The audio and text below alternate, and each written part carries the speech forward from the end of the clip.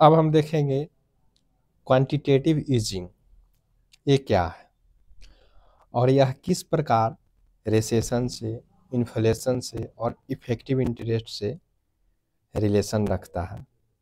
इस टर्म के बारे में जानने की कोशिश करते हैं। आइए समझने की कोशिश करते हैं बिना समय गवाए हुए।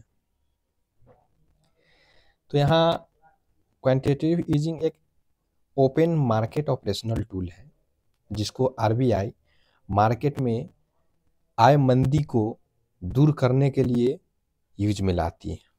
अर्थात मार्केट में आए रिसेशन को हटाने के लिए, रिमूव करने के लिए इस टूल का यूज करती है। अब ये क्या है, थोड़ा इसके बारे में समझने का कोशिश करते हैं। तो यह एक ओपन मार्केट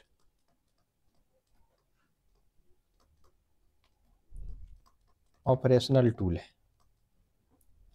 राइट। और यह मार्केट में रिसेशन को दूर करने के लिए यूज में लाया जाता है।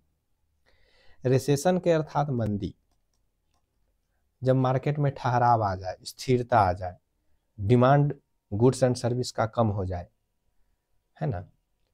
क्यों? क्योंकि पब्लिक के पास पैसे की कमी है, यानी मार्केट में लिक्विडिटी की कमी है ना। बैंक है जो लोन महंगा दे रहा है, हाई इंटरेस्ट रेट पर दे रहा है, इसी कारण लोग बैंक से लोन भी नहीं ले पा रहे हैं, है ना। और बैंक से लोन नहीं ले पा रहे हैं, उनके पास मार्केट में लिक्विडिटी कम है, तो गुड्स एंड सर्विस का डिमांड भी कम हो जाएगा, राइट। और जिसके कारण मार्केट में मंदी आ जाएगा, स्थिरता आ जाएगा। तो इसको दूर करने के लिए आरबीआई इस टूल के यूज करती है। इसमें क्या काम होता है, जो कॉमर्शियल बैंक है, इसको हम उदाहरण के सहायता से समझने की कोशिश करते हैं। जैसे मान लिया जाए कि बैंक ऑफ बड़ौदा है, ठीक। तो इस तरह से बहुत सारे फाइनेंशियल इंस्टीट्यूशन भी है, बहुत सारे कॉमर्शियल बैंक है ना। तो ये सब आएंगे ओपन मार्केट में, है ना। ओपन मार्केट का मतलब होता है कि खुला बाजार, जहाँ सब लोग मार्केटिंग बिजनेस कर रहे हैं ना। जैसे बैंक, कॉमर्शियल बैंक हो गए, फाइनेंशियल इंस्टीट्यूशंस हो गए, मार्केट हो गए, है ना। तो ये लोग जब सिक्योरिटी, गवर्नमेंट सिक्योरिटी बॉन्ड जब बेचते हैं, गवर्नमेंट आरबीआई बेचते हैं, तो ये लोग खरीद लेते हैं, ठीक। चूंकि मार्केट में लिक्विडिटी की कमी है, अर्थात मार्केट में तरलता, पैसा की कमी है, तो आरबीआई क्या काम करेगी कि इन लोग के पास ओपन मार्केट में जो भी गवर्नमेंट सिक्योरिटी है, बॉन्ड, उसको क्या काम करेगा कि आरबीआई खरीदना शुरू कर देगा इन लोगों से। चूंकि हम ये जान चुके हैं कि मार्केट में लिक्विडिटी की कमी है, तो लिक्विडिटी बढ़ाने के लिए, माने कैश बढ़ाने के लिए, आरबीआई इन लोग से गवर्नमेंट सिक्योरिटी खरीदने लगेगी।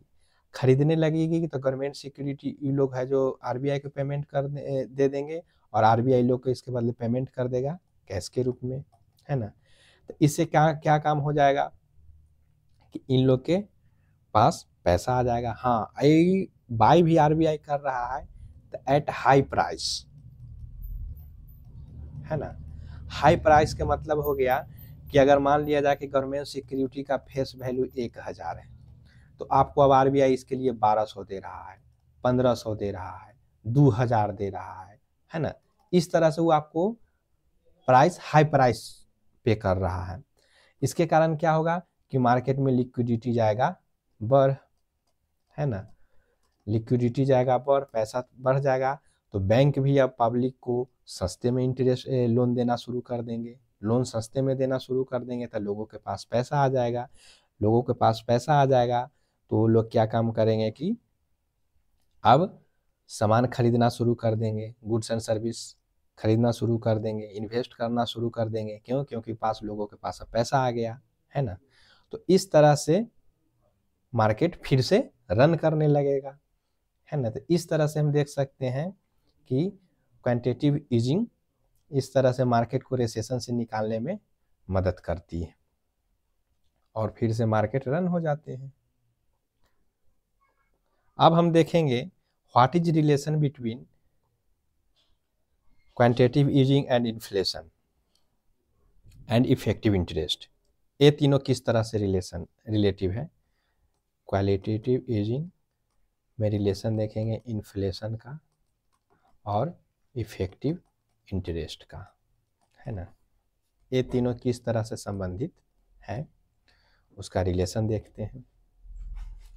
तो क्वांटिटेटिव ईजिंग के बारे में तो हम लोग समझ चुके हैं किस तरह से मार्केट को हेल्प करता है, भी जान चुके हैं। अब इन्फ्लेशन से किस तरह से संबंध रखता है और यह इफेक्टिव इंटरेस्ट से किस तरह से संबंध रखता है, चलिए तो देखते हैं। तो क्वांटिटेटिव ईजिंग जो है यह मार्केट के रिसेशन से बाहर निकालता है। रिसेशन के मतलब तो जानते ही हैं कि यह एक डिफ्लेशन है ना।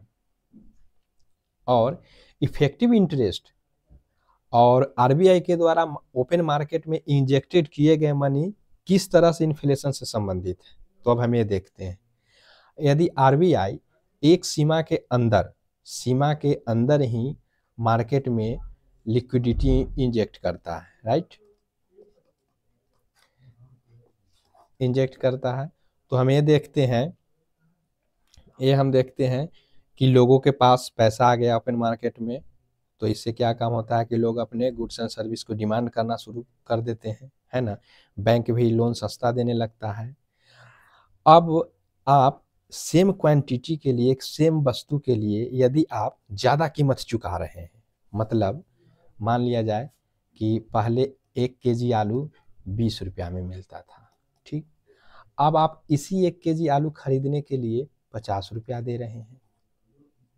देख रहे हैं कि यहाँ क्वांटिटी तो यहाँ सेम है, लेकिन आप प्राइस का क्वालिटी बढ़ा रहे हैं, मतलब कि आपको सेम क्वांटिटी के लिए आपको हाई प्राइस पेमेंट करना पड़ रहा है। इसका मतलब है कि मार्केट में इन्फ्लेशन है।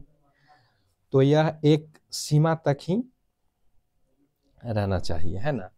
यदि आप इससे ज़्यादा दे रहे हैं तो मार्केट में इन्फ्लेशन आ जाएगा, है ना। अगर इसके बावजूद भी आरबीआई मार्केट में इंजेक्ट करते जा रहा है,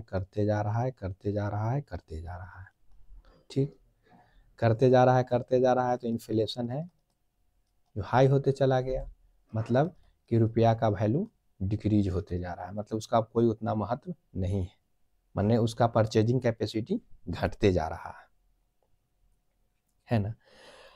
अब इफेक्टिव इंटरेस्ट से किस तरह से ये रिलेटिव है उसके बारे में थोड़ा देखते हैं। तो इफेक्टिव इंटरेस्ट तो आप जानते ही हैं कि आपको कितना पैसा लगाकर आप कितना अर्न कर रहे हैं, यह इफेक्टिव इंटरेस्ट है। जैसे आप रामू श्यामू के उदाहरण इससे पहले वाला वीडियो में देख चुके हैं, तो इफेक्टिव इंटरेस्ट जान ही रहे हैं। तो यहाँ हम देख रहे हैं कि आरबीआई हाई प्राइस में बॉन्ड खरीद रहा है, मतलब कि वह हाई प्राइस आरबीआई पेमेंट कर रहा है, मतलब कि आप कम पैसा लगा करके ज़्यादा पैसा अर्न कर रहे हैं, है ना। मतलब कि इफेक्टिव इंटरेस्ट डिक्रीज हो रहा है ना। यहाँ आप देखें ना कि 1000 रुपया फेस वैल्यू के लिए आपको आरबीआई 1500 दे रहा है, 2000 दे रहा है, 2500 दे रहा है, मतलब कि आपका प्राइस बढ़ते जा रहा है ना। तो आप कम पैसा लगाकर ज़्यादा पैसा कमा रहे हैं, मतलब कि आपके लिए इफेक्टिव इंटरेस्ट घटते जा रहा है ना। इफेक्टिव इंटरेस्ट घटते जा रहा है ना। जब सीमा से अधिक मार्केट में मनी सप्लाई हो जाता है तो फिर इन्फ्लेशन होने लगता है ना, और इफेक्टिव इंटरेस्ट डिक्रीज करने लगता है।